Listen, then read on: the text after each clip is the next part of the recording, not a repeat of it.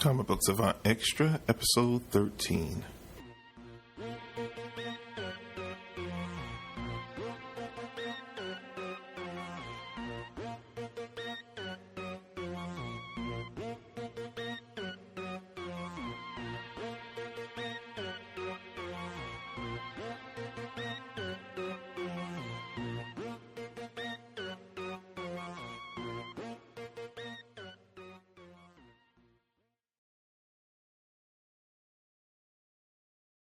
Welcome back to the Comic Book Savant podcast. This is your host, James Harris. This is my offshoot kind of episodes that I do that I just call Comic Book Savant Extra. This episode, I'm going to do something different. I try to use this kind of as an experimental space to throw different stuff out to see, see what I can offer different to you guys and give some insight and kind of feel the temperature on how you guys respond to see if I incorporate this as an ongoing thing. I decided to do something called recommended reads, certain books that I can recommend to you guys that you might want to try, and stuff I've just been kind of reading lately that where my head's kind of been as far as the kind of headspace I've been reading some things. So just going to throw out some more recommendations. If you go to the site, I mentioned in previous episode that I have a page set up on the website now called Bookshelf or The Bookshelf that you can go into, and I'll have links to all the different books that I recommend that I talk about that I enjoy there. So if you guys want to help support or pick up those books, you can click the link. They're affiliate links. I get a small percentage kickback, and it helps to support the show. But you'll be able to quickly find the stuff that I'm talking about in these episodes like this or any episode. Now I'm trying to make a habit because I talk about all this stuff. Say you should get this, you should get that. This is great. This is awesome. But then I don't give you any way to get it, and then you might have to seek it out, and you might can't find it. So if I provide said links, I'm providing being a better podcaster because I'm giving you ways to get the stuff I talk about, which only makes sense because I've heard over the years that, I don't know why more podcasters don't do that. It's like they'll recommend stuff, and they're like, you might be able to find it here or there. Here, if I actually put the links in, you can do it. I used to be better about it, but sometimes it can be time consuming. But this way, it serves two purposes. I can help you and potentially help myself if you click on the link and you buy stuff. Like I said, I get a little percentage kickback through like Amazon and what have you. And I try to do a link to the physical media as well as digital, because I know me personally, I tend to pick up the digital versions of stuff because I primarily get my stuff digitally, but not everyone is on that bandwagon. So when I'll put the links up to anything, I put the digital as well as physical, so I don't exclude anybody and anybody's preferences. But with all that being said, this is just a handful of books that I want to recommend. This is just the first try at this episode, and you guys can tell me through feedback if you think this is kind of a cool idea, you want to see more of these episodes, and if so, based on your temperature, your response, I will do it or not. First book I want to recommend is Batman Earth 1, Volume 1. Trade paperback. It's an original graphic novel. Jeff Johns and who was it? I can't remember who the artist is right off the top of my head right now. I did a review of the graphic novel on the YouTube channel. Check it out. So I did it, and I never had tried any of the Earth 1. I know it's a series of original graphic novels. I know they're kind of extending the brand out with like the Black Label stuff and some of the new imprints that DC's coming out with. But this, I checked it out. They had a sale on Comixology. I picked up the first trade for like $5. Read it thoroughly, enjoyed. No, actually, I didn't pick this up digitally. I picked the second one up digitally. I actually got this one from the In-Stock Trades haul that I did. And if you don't know what I'm talking about, you should watch the YouTube channel, because I did a order from In-Stock Trades and did an unboxing, and this was one of the books I picked. Enjoyed it so much, I picked up the second volume of it digitally through Comixology because it was on sale for like $5 or $6. That's what that was. So I had to get that straight in my head. Thoroughly enjoyed it. Gary Frank is the artist on the book. So Jeff Johns and Gary Frank collaborated on Batman Earth 1, Volume 1. I think Frank is back on the second volume as well. I haven't read it yet.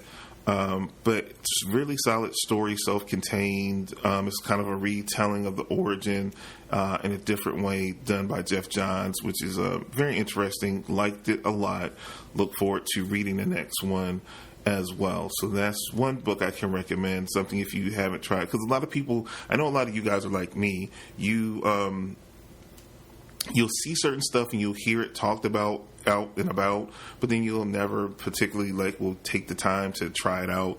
And I just did it on a whim. I was looking for different books, and I try to pick something different out of the norm of what I normally would buy when I do these haul type videos. I said I was going to pick different things and things I had seen recommended heavily different places and try it, and that's why I picked it up and was pleasantly surprised and really enjoyed it. Next book I want to recommend is Animosity Volume 1, the Wake trade paperback. This is Aftershock Comics. My boy Ed Moore hooked me up and recommended this through the Facebook group. I picked it up as part of that in-stock trades haul as well. Really enjoyed it. I've already enjoyed it so much I ordered Volume 2 and 3 already. Physical copies of them. I have those coming to me. Really enjoyed it. This first volume collects the first 4 issues of the series, as well as Animosity, the Rise one-shot. So you get 5 issues in that one trade paperback. It's really good. Again, it's different. I reviewed that as well on the YouTube channel, so I'm not going to go into reviews because go to the YouTube channel and you'll see the reviews, because I reviewed trade paperbacks over there. And don't forget, if you haven't been already, like, share, and subscribe to the channel. I have a goal of trying to get to 100 subscribers for the anniversary of the podcast next month in August, so I need you to go do that if you got a moment. Next book I want to recommend is one that I've really liked. I've tried this one. You know what? It's kind of funny. I've reviewed most of these things on the YouTube channel, so I'm not going to dive into reviews of the books. I'm just going to recommend you and tell you why I like them briefly. I just noticed that I did, again, when I brainstorm ideas and outlines, because I don't script anything, of course, if you're listening, you can tell this is not scripted, that I will get good ideas, and I write down the things, and I do talking points. I will probably do a video at some point showing you a rough outline of what I do for an episode at some point. If you guys are curious in that, let me know, in the comment section, if you're curious to see my workflow process on how I put an episode together. But I do a rough outline, and I try to put in as much information, just as bullet points, to make sure I don't leave anything important out, like who the writer and the artist is of a book that I had problems remembering earlier. Got to put a mental note to do those things for future episodes of recommended reads. But I did not realize that till I'm just looking at this and I'm like, okay, I reviewed that on the YouTube channel, that, and that. I'm like, wow, that's deep. I didn't do it on purpose, I promise. Scout's honor. I just noticed it as I'm sitting here going over the list. Next book I'm talking about. Sometimes I don't know why you guys listen to me. I don't, because I'm a hot mess. I must be a lovable hot mess, but I'm a hot mess.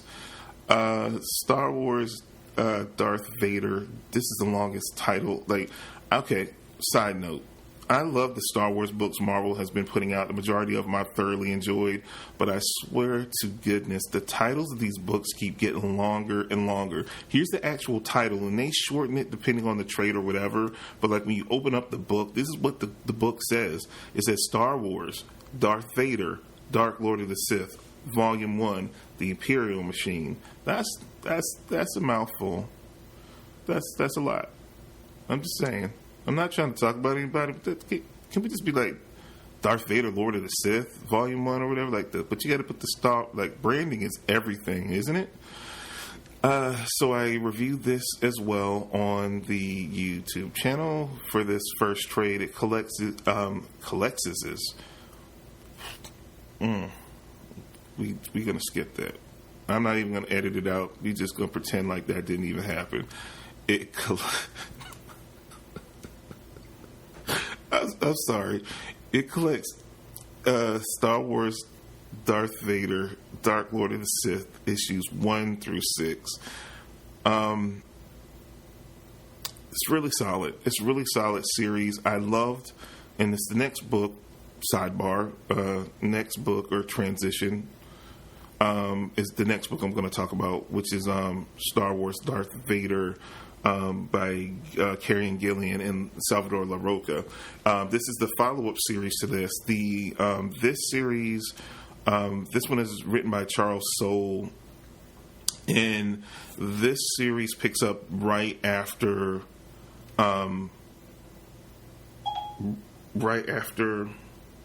Is that?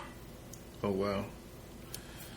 Even when you have your phone on mute, Siri will sometimes hear you when you say the wrong thing and totally embarrass you while you're trying to record a podcast. But we're going to try to move on past that. I apologize. I totally lost my train of thought. Wow. Oh, the new stories picks up right after episode 3, like literally the first issue I think picks up when he's doing the no and asking about Padme type thing. Like literally it picks up right after episode 3, where the Carrie Gillian series kind of is only 25 issues, and it covers the period between episode 4 in episode 5, and that, so it's in a definitely finite amount of time. Here we have a bigger scope to play with. Vader / Anakin is in a totally different place in the one series, and both are good. I think this has, especially if you like the little scene we got out the end of Rogue One, of Vader like in his peak, you're gonna like the Charles Soule new volume of the Lords of the Sith, than the Darth Vader. The Darth Vader by Carrie Gillian is more of a older Vader, introspective Vader. He's more aware of his Anakin side and certain bad choices that he made in his earlier life. It's very reflective. Both are very strong on their own, but I definitely highly recommend. They collected, since it was only 25 issues, they collected it in an omnibus format. And I would say, I don't say this often because, I'm all about digital because I had a problem. So I had, I had to let go of the problem. So I don't buy, I tend to buy very little, if any, physical media at all in my life based upon that, because I know it can escalate with me real quick. But if you can, I would, because the artwork is stunning by Salvador Larroca. Love him. Is stunning. If you can get this omnibus of the Star Wars Darth Vader by Gillian and Larroca, grab it. I think it's a very good investment, especially if you're a big Star Wars fan or you're an even bigger Vader fan. It collects issues 1 through 25, so you get the whole series. You get the one annual, and you get they had a crossover with the regular Marvel Star Wars book.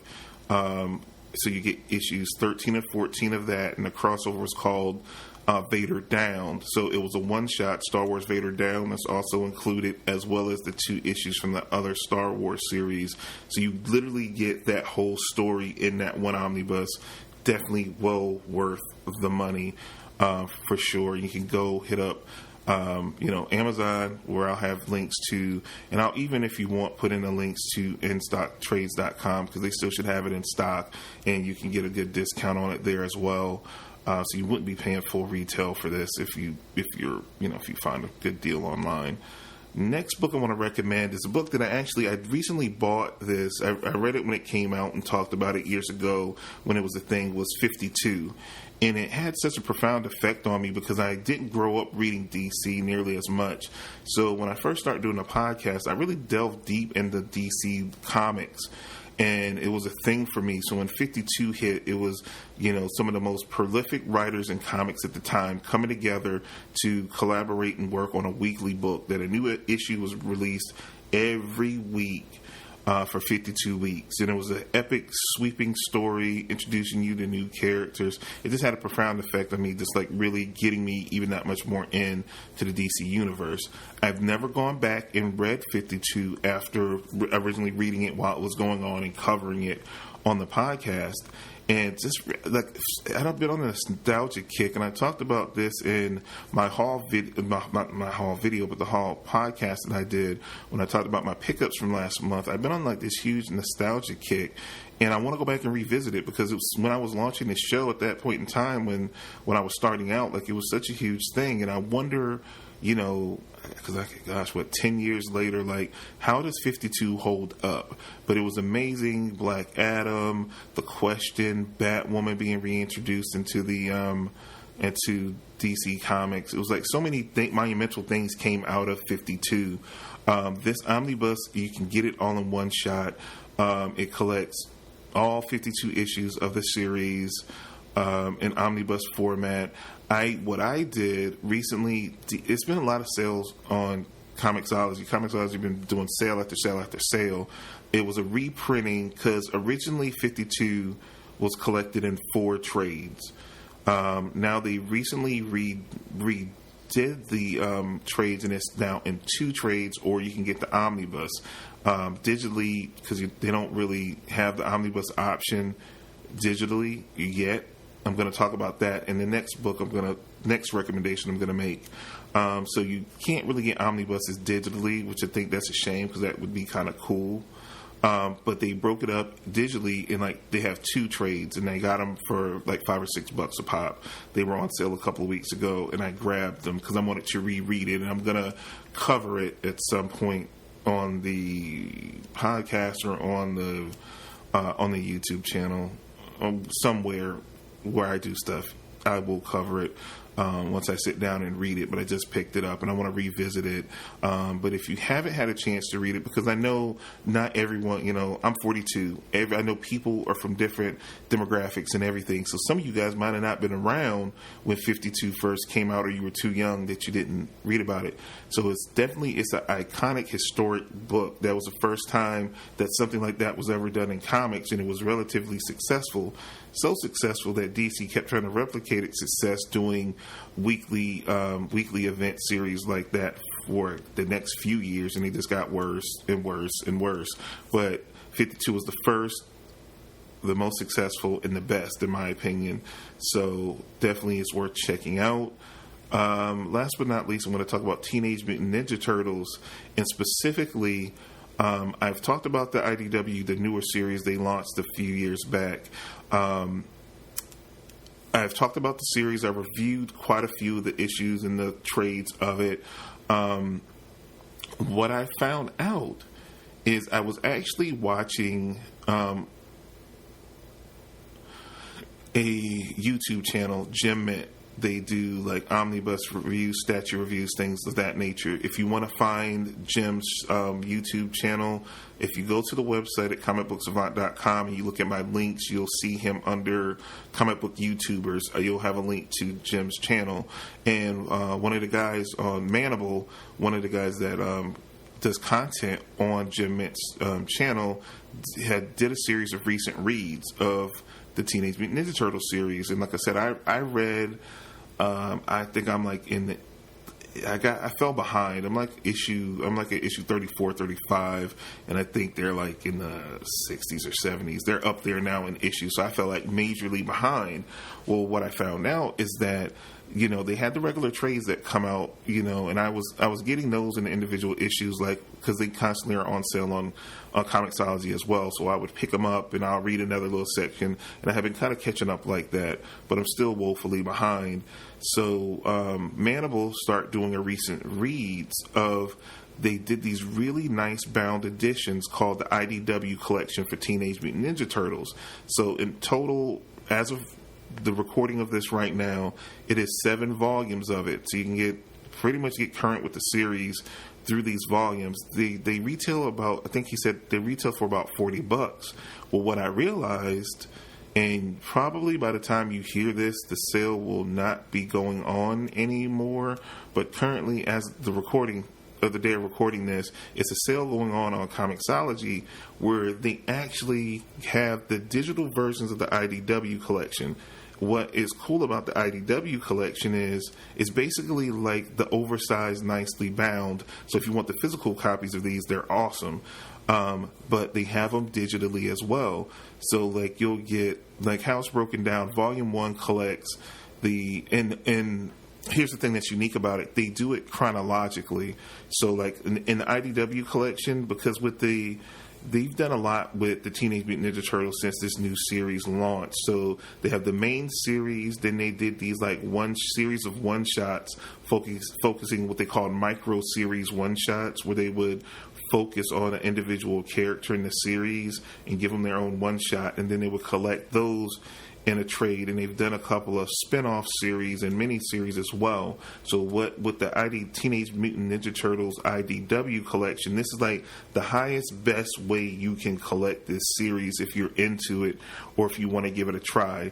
Like, perfect example, Volume 1 covers Teenage Mutant Ninja Turtles 1 through 12, then the micro series one-shots that's collected in its own separate trade. So like you'll get issues 1 through 12, then you get the Raphael, Michelangelo, Donatello, Leonardo, and Splinter micro series one-shots. And how they do it is they format it chronologically on how they tie together in the story. So like in between an issue, if one of the one-shots fall in between there, it's in there where it needs to be, so it flows the way it should. Even though they weren't released necessarily that way, that's the way they intend you to read it, so that's the way they put it in the collection, which I think is awesome.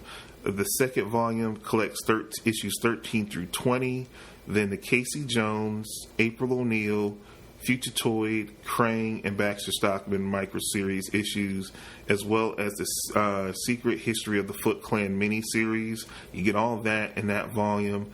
Third volume, you get issues 21 through 28 of the Turtle series, the Old Hob, the Apolex, the Chiari, Hun, Bebop, and Rocksteady, and Shredder micro-series one-shots, plus the 2012 annual in Volume 3. Volume 4, you get issues 29 through 37, the Atron Empire, and the 2014 annual. In Volume 5, it collects 38 through 44 of the regular series and the Teenage Mutant Ninja Turtles Ghostbuster crossover series, or crossover one-shot, or what have you. I don't know if it's a one-shot or a mini-series. Volume 6 collects 45 through 50 of the Turtle series, the Mute Animals mini-series, the 2015 Free Comic Book Day issue, and the Casey Jones and April O'Neil mini-series, all in that volume. And then Volume 7 is the one that just came out, is issues 51 through 64 of the Turtle series proper. So like they're massive collections that have so much. But the thing that I thought that was awesome, and I would like to see more companies do this, is like if you do these freaking oversized, collections like this, like sell those digitally. It's all done digitally anyway, so you might as well package it up and put it out there so we can get it. So and it's a better deal, like you're getting more per volume. Like on the sale that I'm looking at, you can get one of these volumes for like $8 a pop, where the like 2 or 3 of the individual trades to build it up can cost you twice as much. So it's a better value if you want to catch up on this series quickly by getting these volumes. They're worth the money. They're definitely worth the value themselves going that route. So I would recommend, if you want to get caught up in this series because it's in the 60s or 70s, to buy the IDW collection, because you're getting more bang for your buck and you're getting it in the chronological order in which you need to read it as well. And I think that's a great value in itself. But that's all I have. This is the first episode of this. Like I said, I wanted to throw it out there. This is some of the things that I've seen or read that I thought I could recommend highly to you guys, and break down like the value in the different collections and how to go about getting it. Again, I'll have links to everything on the website. If you go to comicbooksavant.com and then you go to the bookshelf section, in the links, it's a page that you'll see recommended stuff there, and it'll be under the comic section because I have it broken down from like comic books, comic books or trades, to movies, comic book movies, to comic book video games. But all the links will be there to, if you want links to this stuff on how to pick it up, I'll have it all there for you guys. So if you want to click through the link there, again, like if you do purchase something, when you click through the link, I get a little percentage kicked back to me, which helps support the show, which I would greatly appreciate. Also, check out the YouTube channel, youtube.com/Comic Book Savant. And don't forget to follow on social media at Comic Book Savant. Again, it's important that you follow me on those social media things. I'm going to be doing some giveaways going into August for the anniversary of the show. So if you follow me on those different channels, you will have more opportunities to win more cool stuff. I'm going to be doing tons of giveaways and all that good stuff going in the month of August. So be on the lookout for that. That's all I have for you guys for this episode of Comic Book Savant. You guys have a good week, and I will see you again soon. Take care.